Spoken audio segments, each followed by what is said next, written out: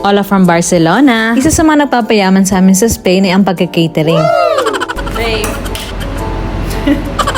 Kung lahat ay yumayaman agad sa pagka-catering, baka nag-cater na lahat ng mga tao dito. Tiyaga, dedication at pagiging consistent talaga ang kailangan natin para makamit natin ang gusto natin sa buhay. Marami kasi nagsasabi na mayaman na daw ako. Girl, kung mayaman ako, puro travel vlogs ang ipapakita ko sa inyo.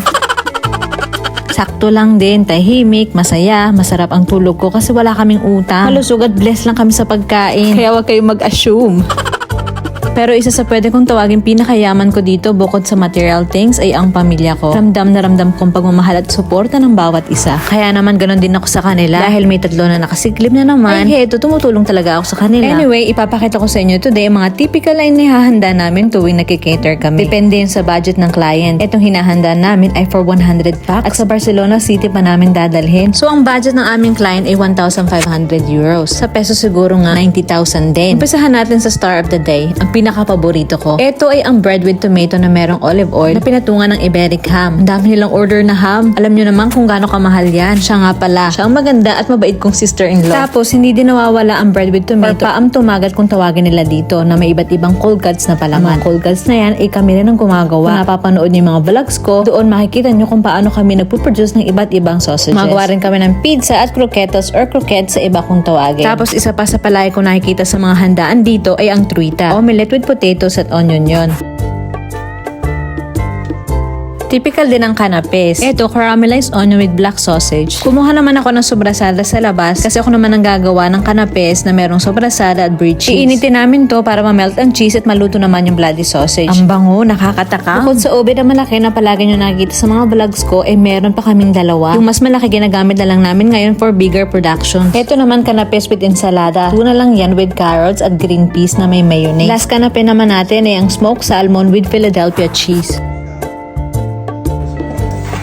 Ito naman ay bread din with scalabada and goat cheese. Hilig nila sa bread, no? Ang scalabada ay red bell pepper, eggplant at onion na ibinake. Idanta, tapos spread mo lang sa tinapay. Masarap to, lalo na nga kung may goat cheese sa taas. Today, meron ding scalabada with pork sausage. So, puro finger foods lang talaga order nila today. Pero marami kaming food choices. Iba naming catering, umu-order sila ng salad, pastas or noodles, paella or paella negra, karne, ulam, ganon. Trabaho man, pero nag-enjoy kami. Ma'am-in-law ko nga pala yan, kinakain yung mga sobra sa catering namin. So, bukod sa catering, pwede mag-add ng waiter yung client. So, yung mga waiters namin, naka-standby lang sila. On call, ganun. Umpisahan na natin ang plating. So, ito yung tsura ng packaging namin. Lahat biodegradable. Kapag may catering, palaging present si Mister kasi gusto niya bukod sa masarap ay dapat maayos at magandang presentation daw ng pagkain. Malaki talaga na itutulong ng catering sa business namin financially, lalo na kung kami din ang producer ng pagkain. At saka habang tumatagal talaga, marami na naghahanap ng catering services ngayon kaysa magluto sa bahay. Basta, hirap i-explain. Ito ko lang naramdaman sa ibang bansa yung parang ang bilis matapos ng araw. Yung tipong tumakbo ka na ng tumakbo pero di mo pa rin natatapos ang trabaho mo. At ang dami pa rin nakapending. Tapos yung calendar sa phone ko punong-puno ng reunion at happening. So imagine nyo, wala pa akong permanent job na. Ano na lang kung bumalik ulit ako sa trabaho? Wala na, patayin nyo na lang ako Spain. Puti pa yung aso ko. Eto, kakasundo ko lang sa kanya. 2 hours sa parlor at 6 to 8 times siguro siya a year na magpagupit. Sana all. Bumalik ulit ako sa shop para tapusin ang catering namin. At bumisita naman itong kaibigan namin, hahanapan ko sana ng girlfriend noon. Naku, meron na daw. Na nagkakakar sa kanya, hintayin nyo na lang mag-break sila.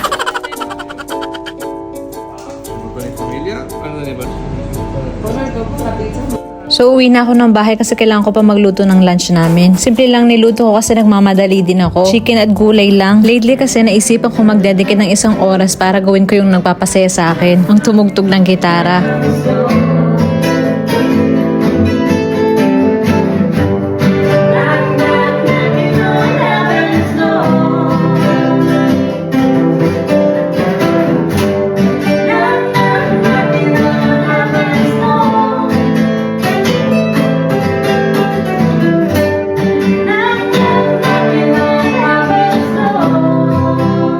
Importante na gawin natin na nagpapasaya sa buhay natin kahit saglit lang. Kasi kung masaya ka, sasaya rin ang mga nakapalibot na tao sa'yo. Susunduin ko naman ang mga bata sa school at ihahatid sa kanilang extracurricular activity. Mag-isa lang ako kasi nagde-deliver naman si Mr. ng catering namin. So yun lang guys, hanggang dito na lang muna ang video natin for today. Comment na lang sa baba kung ano pinaka nagustuhan nyo sa video na ito. Hanggang sa susunod. Adios!